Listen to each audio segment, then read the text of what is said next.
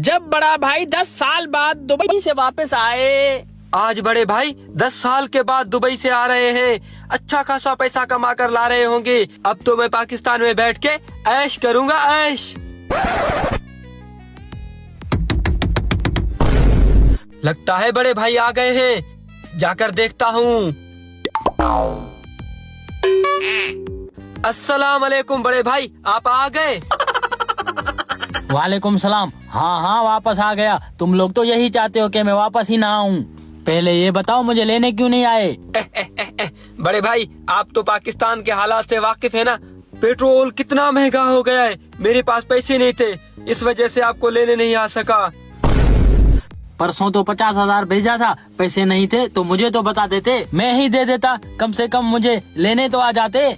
अब जब भी जरूरत पड़ेगी आपसे मांग लूंगा। चलकर खाना खा लें, ठंडा हो जाएगा।